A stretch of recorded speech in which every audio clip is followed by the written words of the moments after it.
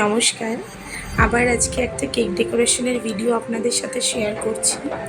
এই কেকটা 3 পাউন্ডের ছিল এবং এই কেকটা না টল কেক ছিল, মানে নর্মাল যেই 3 পাউন্ডের কেকগুলো হয় তার থেকে 1 ইঞ্চি ছোটো মোল্ডে আমি এটাকে বেক করেছিলাম এবং 2বার করে বেক করতে হয়েছে, কারণ এই লেয়ারটা ছিল 6টা লেয়ার।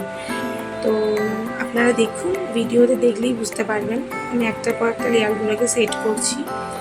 আর এই কেকটা 3 পাউন্ডেরই ছিল, বাটারস্কচ ফ্লেভার। আর কেকের ডিজাইনটা ছিল একটু অন্যরকম, নর্মাল কেকগুলোর মতো একদমই নয়। তো এটার জন্য অনেক খাটতে হয়েছে আমাকে। আর এই কেকটা অর্ডার হয়েছিল আমার 8ই আগস্ট। তো তারপর থেকে আমি একটু ব্যস্ত ছিলাম বলে আমি কেকটা শেয়ার করতে পারিনি। ভয়েস ওভার দেওয়া হয়নি বলে এডিট করেছিলাম, বাট ভয়েস ওভার না দেওয়ার জন্য আমি এতদিন পর কেকটা শেয়ার করছি আপনাদের সাথে। আর কেকটা আমাকে অর্ডার করেছিল একটা আমার পুরনো কাস্টমার। সে তার বোনের বার্থডের জন্য এই কেকটা আমার কাছে অর্ডার করে। তো তার বোন আবার বিটিএস ফ্যান, মানে বিটিএস একটা Korean dance group. I think, আমি ঠিক জানি না ব্যাপারটা। ও আমাকে যে ফটোটা পাঠিয়েছিল কেকে, তার মধ্যে সেরকমই কিছু ছিল। তো তার জন্য আমাকে খুব খাটনি করতে হয়েছে এই কেকটার জন্য।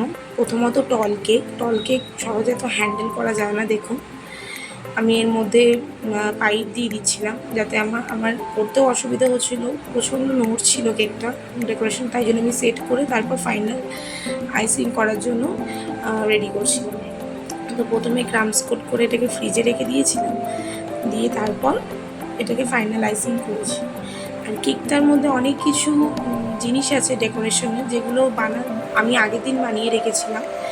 খুব এমার্জেন্সি ছিল বলে কেকটা, আর ও আমাকে বিকেল 4টেই কেকটা নেবে বলে নিয়েছিল 2:30টার সময়। তো 1.5 ঘন্টা আগে আমাকে খুব তাড়াহুড়ো করে কেকটা ডেকোরেশন করে দিতে হয়েছে। তো এত কিছু ভেবেই আমি কেকটার ডেকোরেশনের কিছু কিছু জিনিস আগের দিন বানিয়ে রেখে দিয়েছিলাম। যেমন কেকটার মধ্যে ডোনাটস ছিল, কিছু চকলেটসের ডিজাইন ছিল, সেগুলো আমি সব আগের দিন করে রেডি করে রেখেছিলাম। সেই জন্য সেগুলোর ভিডিও আর আপনাদের সাথে শেয়ার করতে পারিনি। তো যতটা পেরেছি আমি কেকটা ডেকোরেশন করে আপনাদের সাথে শেয়ার করে ততটা আমি শেয়ার করছি। তো দেখুন, আমার ক্রামস কোটিংয়ের পর ফাইনালাইজিং করছিলাম।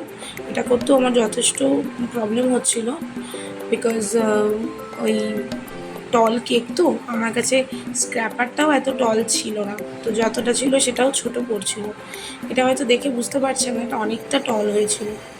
তো যাই হোক, তো আমার আর এরকম একটা পার্পল শেড ছিল। ওই কেকটার থিমটাই ছিল এরকম পিচের ওপর পার্পল শেড, মানে বিটিএস যেই থিমটা আমি করতে যাচ্ছিলাম তার এটাই মেন কালার ছিল। আর যে আমাকে অর্ডার করেছিল সে প্রায় অর্ডার দেওয়ার পর থেকে 10-12 বার ফোন করে একটাই কথা জিজ্ঞেস করেছে, দিদি তুমি কি এটা পুরো সেম টু সেম করতে পারবে? তো আমার বোনের কিন্তু সেম লাগবে। এই যে দেখো তোমার ডেকোরেশনটা, সত্যি ওর খুব পছন্দ হয়েছিল কেকটা। Thank you for watching.